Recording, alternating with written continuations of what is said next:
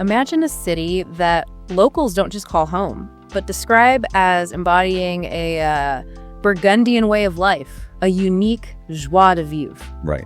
It sounds almost like a place apart. Exactly. It's a place where ancient history isn't just sort of preserved in a museum, but it's woven right into modern life, creating these unexpected twists. That's a great way to put it. That's the image we're diving into today as we explore Maastricht in the Netherlands. We've gathered, quite a stack of sources for you. Everything from official guides and historical research to some really lively local discussions we found on Reddit, all to uncover what makes this southern Dutch city tick.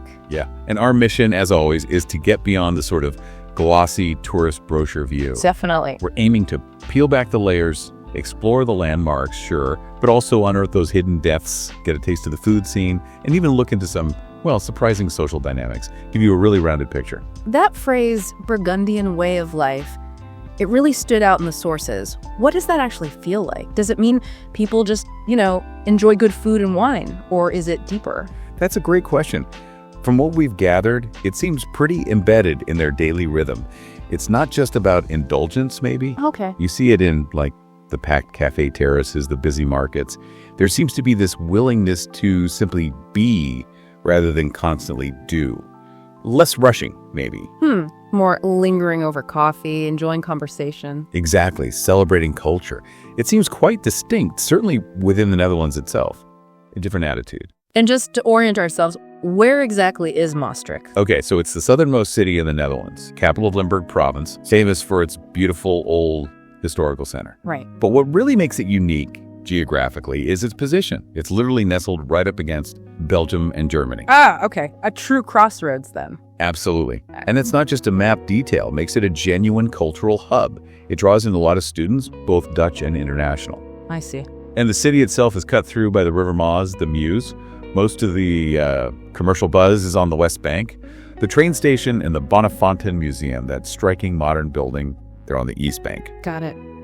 Okay, let's unpack this a bit, starting above ground.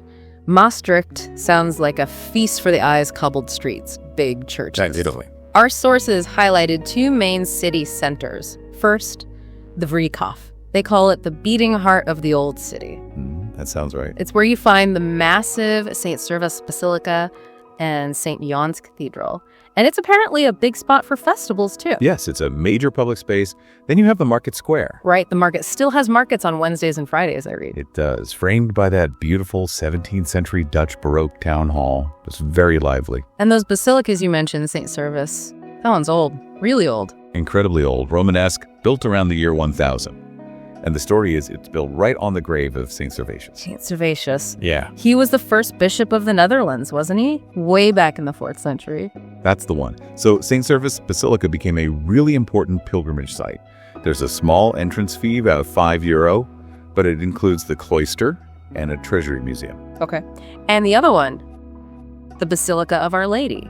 Onze Lieve Vrouw Basulik, also known as the Star of the Sea. Another Romanesque beauty, 11th and 12th century. Famous for its two quite narrow towers. I think I've seen pictures. Probably. And inside, there's a really popular chapel for lighting candles.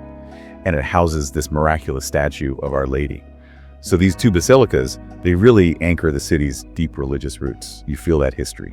Beyond the churches, though, what really caught my eye was how Maastricht uses its old buildings. I mean, a bookshop in a 13th century church. Bookhandel Dominicanen. Isn't that amazing? How does that even happen? How do they manage these transformations? Well, that's a fantastic example of Maastricht's whole approach, really. It seems to be about continuous repurposing, adaptive reuse, they call it. Okay. So Bookhandel Dominican isn't just shelves in an old building. You're browsing books right under ancient frescoes. It's an experience.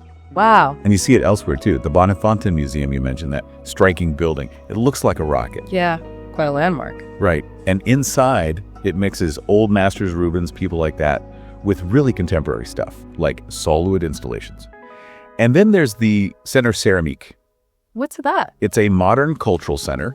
It houses the city library, an archaeological museum, and it has displays of pottery reflecting Maastricht's industrial past. So it's a pattern then, breathing new life into old structures. Exactly. They don't just preserve them like museum pieces. They make them living parts of the city, celebrating the past and the present. It's quite a masterclass in how cities can evolve, actually. Okay, so we've got this picture of a charming city surface, clever reuse of history, but the really intriguing part, for me anyway, is what lies beneath. Literally. Ah, yes. The underground dimension. This is where Maastricht gets really unique. Because Limburg, the province, it's hilly, right? Unlike most of the Netherlands. That's right, rolling hills. And just south of the city is St. Petersburg Mountain.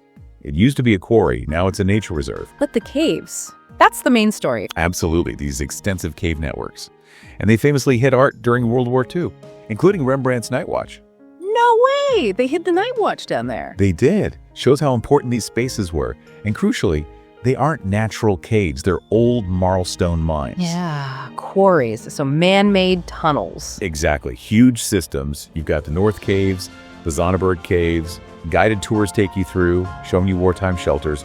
Apparently, they could hold up to 12,000 people. 12,000, wow. Yeah. And they're old wall paintings, engravings. Then you have the Casemat and Waldeck, What are those? an 18th century fortress system. Underground passages used for warfare way back between 1575 and 1825, also used as shelters in WWII. Sounds intense. Some tours even let you crawl through older, tighter tunnels. Definitely not for the claustrophobics. And one more really unique one, De Geesamietenberg. This was a network decorated by Jesuits in the 19th century. Intricate paintings, sculptures, even a full-size Mosasaurus replica carved down there. A Mosasaurus, like the giant sea lizard? The very same. They found fossils nearby, so the Jesuits recreated one underground. That's wild. So what does all this underground history mean for the city's identity? That's the big question, isn't it? How does this physical landscape, especially these hidden depths, shape resilience, creativity? Right, they're not just tourist spots. Not at all. They're records of survival, of hiding treasures, of strategic defense, of artistic expression in a really unusual place. It tells you something powerful about how the community used its environment. Geography shaping character, you could say. And when you do come up for air, there are parks too. Oh, yes. Beautiful green spaces. Stads Park is one of the oldest parks in the Netherlands, apparently. Green Park, too. Nice places to just relax. And you can see the city from the river. Boat trips. Definitely. Moers River boat trips are popular. A different perspective. Some even have a shanty choir ambiance, according to one source. A shanty choir. And for the more active, bike tours are big. The Petersburg cycle route lets you explore that hilly landscape we talked about. Okay, let's shift gears now to what fuels that good life, the Burgundian spirit, the food and the social scene. Ah, yes, the culinary side and the nightlife. This is clearly central to the Maastricht experience. You absolutely have to start with the local specialties, right? First up, Limburg's Vlaai. The famous Limburg pie. Yes. It's a sweet pastry. And the Vlaai rice pudding filling is supposed to be the one you can only get there. That's what they say. A real local favorite. Becker Bellesen was mentioned as a good place to try it. Okay, noted. And then the savory one, Zuurvlees. Sour meat. Sounds interesting. Yeah. Usually beef, but traditionally horse meat marinated in vinegar. Does the name put people off? It might raise an eyebrow. But apparently the sourness is balanced out. There's onion, fruit, and sweet Dutch gingerbread. Gingerbread.